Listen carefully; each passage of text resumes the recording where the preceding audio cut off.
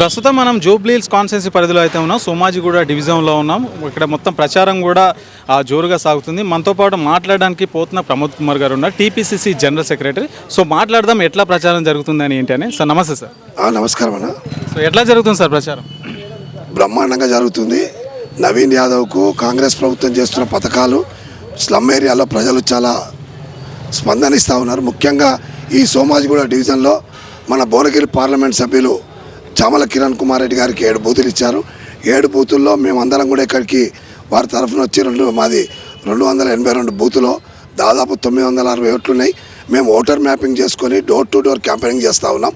దాదాపు మేము 400 ఓట్లను కలిస్తే చాలామంది కూడా ఓటర్లు ప్రభుత్వం చేస్తున్న సంక్షేమ పథకాలు, రేవంత్ రెడ్డి గారు చేస్తున్న సంక్షేమ పథకాలు, అందులో ముఖ్యంగా ఇవాళ బీసీలకు 42% రిజర్వేషన్ ఇవ్వడం చాలా ఈ యొక్క ప్రాంత ప్రజలు కూడా, ముఖ్యంగా అభ్యర్థి కూడా నవీన్ యాదవ్ గారు బీసీకి చెందిన వ్యక్తి, 3 పర్యాయాలు పోటీ చేసినటువంటి వ్యక్తి, సామాజిక స్పృహ ఉన్న వ్యక్తి, విద్యార్థులు కానీ ఆపదలను ఎవరికైనా కూడా ఎప్పటికప్పుడు విద్యార్థులను ఆదుకునే వ్యక్తి, సామాజికంగా కూడా పెళ్లిళ్ళు చేసినటువంటి వ్యక్తి, మన పేదలు ఎక్కడ కలిస్తే అక్కడ ఆప్యాయంగా పలకరించే వ్యక్తి, స్థానికుడు. కాబట్టి మేము ఖచ్చితంగా నవీన్ యాదవ్ని గెలిపిస్తాం. అదేవిధంగా రేవంత్ రెడ్డి గారి సర్కార్ పేదల పట్ల ప్రజాస్వామ్యం, ప్రజాపాలన నిర్వహిస్తూ ఉంది. రేషన్ కార్డులు ఇచ్చింది, సన్నబియ్యం ఇచ్చింది, ఇలా ఉచిత బస్సు సౌకర్యం ఇచ్చింది, 200 యూనిట్ల విద్యుత్తుని ఇచ్చింది. ఇంకా కూడా సంక్షేమ పథకాలు అమలు చేసే ప్రక్రియ 3 సంవత్సరాలు ఉంది. కాబట్టి ఖచ్చితంగా ఈ యొక్క ఎన్నికల్లో నవీన్ యాదవ్ను కాంగ్రెస్ పార్టీ గెలిపించి ఈ ప్రభుత్వానికి అండగా ఉంటామని చెప్తా ఉన్నారు. మరొకవైపు కాంగ్రెస్ పార్టీ ఇచ్చిన 6 గ్యారంటీలు ఏవైతుందో పూర్తి స్థాయిలో అమలు చేయలేదు అని చెప్పేసి కూడా ప్రధాన ప్రత్యర్థి పార్టీలు అయితే ఆరోపిస్తున్నారు. దాని గురించి ఏం చెప్తారు? ఇలా టీఆర్ఎస్ పార్టీ అధికారం కోల్పోయి మతి భ్రమించి మాట్లాడుతూ ఉన్నారు. ముఖ్యంగా కేసీఆర్ ఎక్కడన్నా అసెంబ్లీకి రావడం లేదు. కేటీఆర్, హరీష్ రావు తోడు దొంగల లెక్క ఫేక్ యూనివర్సిటీలను సోషల్ మీడియాను పెట్టుకొని చేసింది చేయనట్టుగా, చేసిన దాన్ని చేసినట్టుగా అబద్ధ ప్రచారాలు చేస్తూ ఉన్నారు. ముఖ్యంగా మేము ప్రజల పక్షాన పోరాడుతూ ఉన్నాం. గతంలో పోరాటం చేసి 10 సంవత్సరాల ఈ కేసీఆర్ యొక్క నిరంకుశ పాలనకు వ్యతిరేకంగా ప్రజలు ఇచ్చిన తీర్పుకు ప్రజాస్వామ్య రీతిలో పరిపాలన చేస్తూ ఉన్నారు. ఎమ్మెల్యేలు, మంత్రులు, ప్రజాప్రతినిధులు అందరం కూడా ప్రజలలో ఉంటా ఉన్నాం, ప్రజలకు సేవ చేస్తూ ఉన్నాం. అది ఓర్వలేక గిట్టక మాకు వచ్చిందే 2 సంవత్సరాలు. 5 సంవత్సరాల పాలన చూసిన తర్వాత మేము ఇచ్చినటువంటి 6 గ్యారంటీలు అమలు చేయనాడు ఆ ప్రజలే తీర్పు చెప్తారు. కానీ మీరు ఎందుకు అట్లా బొక్క పొరల పడినట్టుగా, పిచ్చిలేసినట్టుగా ఇలా ఎప్పుడు అధికారం కోల్పోయి మతి భ్రమించి అయిన పథకాలను పక్కన పెట్టి కాడి పథకాలను ఇవాళ 2500 స్కీము మహిళలకు ఇవ్వాల్సిన అవసరం ఉంది. దానికోసం ప్రభుత్వం ఒక కమిటీని వేసి దాన్ని ఖచ్చితంగా అమలు చేయడం కోసం ప్రణాళిక చేస్తూ ఉంది. హామీలు అని ప్రజలకు అవసరమైనటువంటి సంక్షేమ పథకాలు చేస్తున్న సంగతిని ఎందుకు చెప్తలేరో మేము టీఆర్ఎస్ వాళ్ళని ప్రశ్నిస్తూ ఉన్నాం. సో ఇక్కడ కాంగ్రెస్ పార్టీ అభ్యర్థి పైన ఒక పెద్ద ప్రచారం అయితే జరుగుతుంది సార్. వాళ్ళ నాన్న ఎవరైతే చిన్న శ్రీశైలం యాదవ్ గారు ఉన్నారో, మరి గతంలో రౌడీ షీట్ ఉంది, మరి రీసెంట్గా 150 మందిని అయితే బైండ్ ఓవర్ చేసారు పోలీసులు. అందులో ప్రధానంగా చిన్న శ్రీశైలం యాదవ్ గారు కూడా ఉన్నారు. సో మరి అలాంటి ఫ్యామిలీ నుంచి టికెట్ ఇస్తే మరి జూబ్లీహిల్స్ మొత్తం కూడా రౌడీజం చేస్తారని చెప్పేసి వాళ్ళు అయితే అంటున్నారు. చిన్న శ్రీశైలం గారి మీద పెట్టిన కేసులన్నీ రాజకీయ కేసులు. ఆనాడు ఇక్కడ బీజేపీ నాయకులు, ఇప్పుడున్న బీజేపీ సెంట్రల్ బ్యూరో నుంచి చెప్పించి రాష్ట్రాన్ని పక్కన పెట్టి సెంట్రల్ బ్యూరో వాళ్ళతో చెప్పించి నిర్బంధం చేయాలని, ఇక్కడ నవీన్ యాదవ్ను ఓడగొట్టాలని బీఆర్ఎస్ బీజేపీ ఆడుతున్న డ్రామాలో శ్రీశైలం యాదవ్ చేసింది ఎప్పుడు అవి పొలిటికల్ కేసులను రౌడీ షీటర్గా ఇచ్చిండు. ఆయన ఇలా 80, 60, 70 ఏళ్ళకి వచ్చినాక ఇంకెక్కడ రౌడీ షీటర్ అండి? ఆయన చేసిన సంక్షేమ పథకాలు పేదలు ఎవ్వడువై ఇలా సఫాయి కార్మికులు అయినా, యువకులు అయినా, ఎలాంటి ఆపద ఉన్నా కూడా శ్రీశైలం అన్న ఉండి వాళ్ళని ఆదుకుంటూ ఉన్నాడు. అతను సంపాదించిన సంపదనలో పేదలకు సంక్షేమం చేసి అన్న అంటే నేను ఉన్నా అన్నటువంటి శ్రీశైలం యాదవ్ 70 ఏళ్ళకి వచ్చినాక కూడా ఇలా ఇంకా రౌడీ షీట్ ఉంటా అండి. అదే కేసీఆర్ గారికి రథం ఇప్పించిండు.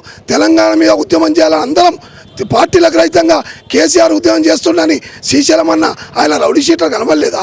శ్రీశైలం అన్న కొడుకు బీటెక్ తండ్రిని రౌడీ షీటర్ అంటూ తన కొడుకు చేస్తున్నటువంటి సంక్షేమాల గురించి ఎందుకు చెప్తలేరని మేము అడుగుతూ ఉన్నాం. నిజంగా కూడా రౌడీ షీటర్ శ్రీశైలం అన్న కాదు, అవి రాజకీయ కక్షలతోటి ఆనాడు ఉన్నటువంటి పేదల యొక్క పక్షాన పోరాటం చేస్తే రాజకీయంగా పెట్టిన కేసులనే రౌడీ షీటర్గా పెట్టారు. రౌడీ షీటర్ ఎన్నేళ్ళు ఉంటుందండి? ఎవరైనా రౌడీ షీటర్ 5 ఏళ్ళ నుంచి 8 ఏళ్ళు ఆయన యొక్క క్యారెక్టర్ని కాపాడితే తీసేయాలి.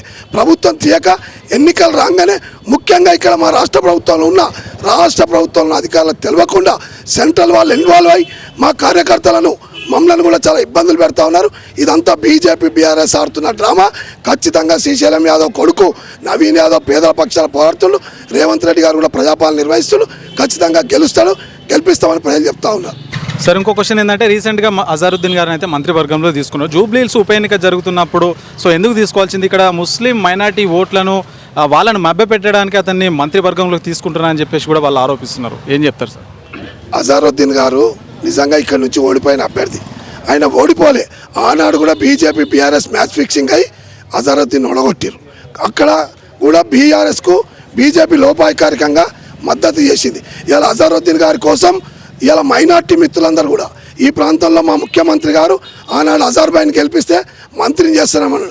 అయినా కూడా మైనార్టీల కోసం ఈ రాష్ట్రంలో మైనార్టీలకు కూడా ఎస్సీ ఎస్టీ బీసీ మైనార్టీల కోసం ఈ ప్రభుత్వం పనిచేస్తుందని చూపించడానికి కోసం ఒక ఎమ్మెల్సీ పదవినిచ్చి రాహుల్ గాంధీ గారు సోనియా గాంధీ గారి ఆదేశాల మేరకు ఒక కెప్టెన్, ఒక క్రీడాకారుడు అతను అందులో మైనార్టీల యొక్క మనోభావాలను దెబ్బతీయకుండా వాళ్ళకు మనోధైర్యం కల్పించడం కోసమే తప్ప ఇది రాజకీయాల కోసం కాదని చెప్తా ఉన్నాం. సో ఆయన ఉద్దేశించి కిషన్ రెడ్డి గారు ఒక వ్యాఖ్య అయితే చేశారు. దేశద్రోహులకు మంత్రి పదవి ఎట్లా ఇస్తారు? ఆయన ఎమ్మెల్సీ కాదు, ఎమ్మెల్యే కాదు, కాకుండా ఒక దేశద్రోహులకు ఎట్లా ఇస్తారని చెప్పేసి కూడా కిషన్ రెడ్డి గారు ఒక వ్యాఖ్య అన్నారు. కిషన్ రెడ్డి గారు ఒక కేంద్ర మంత్రి, వారి గురించి నేను మాట్లాడే స్థాయి కాదు, కానీ మాట్లాడాలనుకుంటున్నాను. ఈ దేశానికి భారత జట్టుకు కెప్టెన్గా వహించిండు. ఆయన దేశద్రోహి అవుతాడండి? చుట్టరికాలు ఉన్నారు. మన మోడీ గారు పోయి పాకిస్తాన్లో తల్లికాలు మొక్కిండు కదా, ఆనాడేమో దేశద్రోహం కనబడతలేదా? అజారుద్దీన్ భారతీయుడు, అందులో సమైక్యవాది, ఖచ్చితంగా భారత ప్రజాస్వామ్యం మీద రాజ్యాంగబద్ధం మీద నడుచుకునేటువంటి క్రీడాకారుని అవమానపరచడం ఇది రాజకీయాలకు ఓట్ల కోసం మతతత్వాన్ని రెచ్చగొట్టి ఓట్లు లబ్ధి పొంది దేవుణ్ణి చెప్పుకొని ఓట్లాడుకునే ఒక పార్టీ భారతీయ జనతా పార్టీ. సంక్షేమాన్ని మర్చింది. ఇలా జీడిపి తగ్గిపోయింది. దేశ ప్రజలు, రాష్ట్ర ప్రజలు అన్నమో రామచంద్ర అంటూ కేంద్ర ప్రభుత్వ చర్యల వల్ల పేదలందరూ కూడా ఇబ్బందులు పడతా, నిరుద్యోగం ఒక దిక్కు, ధరలు ఒక దిక్కు పెంచి పెడతా ఉంది. కేవలం మతం మీద ఓట్లాడుకునే పార్టీ బీజేపీ. అజారుద్దీన్ అనే ముస్లిం మైనార్టీ అనే ఉద్దేశంతో రెచ్చగొట్లు ఓట్లాడుకుంటా ఉన్నారు. కానీ ఈ జూబ్లీహిల్స్ ప్రజలందరూ కూడా ఎడ్యుకేటెడ్స్, మేధావులు, అందులో ఆంధ్ర తెలంగాణ ప్రజలు, భారతీయ ప్రజలందరం కూడా సమైక్యవాదులం. గాంధేయవాదం నుంచి నేర్చుకున్నటువంటి వాదం కాబట్టి ఈ దేశంలో ఉన్నటువంటి మనను రెచ్చగొట్టాలని చూస్తున్న భారతీయ జనతా పార్టీ పట్ల ప్రజలందరూ అప్రమత్తంగా ఉండాలి. కులాలకు మతాలకు అతీతంగా బాబాసాహెబ్ రాసిన రాజ్యాంగ ప్రకారం ఓటును వినియోగించుకొని కాంగ్రెస్ పార్టీ గెలిపించాలి. ఈ మతత్వ పార్టీలకు బీఆర్ఎస్ బుద్ధి చెప్పాలని మేము విజ్ఞప్తి చేస్తా ఉన్నాం. కాంగ్రెస్ పార్టీకి ఓటు వేయకపోతే సంక్షేమ పథకాలు ఆగిపోతాయని చెప్పేసి నిన్న రేవంత్ రెడ్డి గారు అయితే మాట్లాడారు. దాన్నే పదే ప్రచారం చేస్తారు బీఆర్ఎస్ వాళ్ళు. సో దాని గురించి ఏం చెప్తారు సార్? సార్, రేవంత్ రెడ్డి గారు అట్లా అనలే. తప్పు. మేము అధికారంలో లేనప్పుడు పేదల కోసం పోరాడినాం, సంక్షేమ పథకాలు రావాలన్నాం. ప్రజాస్వామ్యంలో ప్రతిపక్షకు ఉండే పాత్రను మేము ఆనాడు పోషించినాం. ఇవాళ కూడా ఓటు వేసినా, ఏకున్నా, గెలిచినా, గెలవకున్నా భారత రాజ్యాంగం ప్రకారం మా ప్రభుత్వం అధికారంలో ఉంది. ఖచ్చితంగా సంక్షేమ పథకాలు, ప్రజలకు ఇచ్చిన ఆడిట్ కార్ గ్యారంటీలు అమలు చేసి తీర్థం. ప్రజల పక్షాన ఉంటాం.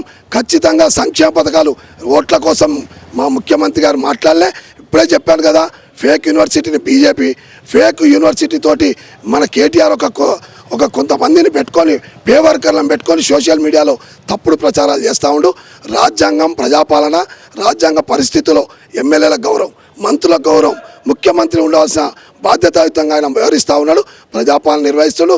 సంక్షేమం అనేది ఓటు వేసినా, ఏకున్నా ప్రజలకు అందించే లక్ష్యం కాంగ్రెస్ పార్టీ లక్ష్యం. ఆనాడు ఇందిరాగాంధీ, రాజీవ్ గాంధీ ఏ రకమైన పేదల కోసం తప్పించిండో, రాహుల్ గాంధీ గారు కూడా ఈ దేశంలో అట్టడుగు వర్గాల కోసం రిజర్వేషన్ కలిపి కిత్తున ఇస్తా అవుతున్న భాగదారన్న నినాదంతో ఆ యొక్క అమలును మా రేవంత్ రెడ్డి గారు ఓసీ అయినా కూడా రెడ్డి బిడ్డై బీసీల కోసం, ఎస్సీల కోసం, మైనార్టీల కోసం పోరాడుతూ ఉన్నాడు. కాబట్టి సంక్షేమం ప్రజల హక్కు. ఖచ్చితంగా ఈ ప్రభుత్వం పేద వర్గాలకు అండగా ఉంటుంది. సంక్షేమ పథకాలు అందిస్తాం. ఆ మాట రేవంత్ రెడ్డి గారు అనలేదు, అన్నట్టుగా సృష్టిస్తున్న వాళ్లకు ప్రజలే బుద్ధి చెప్తారు. మీ వ్యాపారం అభివృద్ధి కావాలని కోరుకుంటున్నారా? అయితే వెంటనే క్యూనస్ని సంప్రదించండి. Schools, colleges, banks, shops, office promotions, land promotions, political promotions, restaurant promotions, hospital promotions, పుట్టినరోజు వేడుకలు, శుభకార్యాలు, వ్యాపారాలు ఏవైనా, సందర్భం ఏదైనా ఇప్పుడే క్యూనస్ ద్వారా తెలియజేయండి. మీ వ్యాపారాన్ని అభివృద్ధి చేసుకోండి.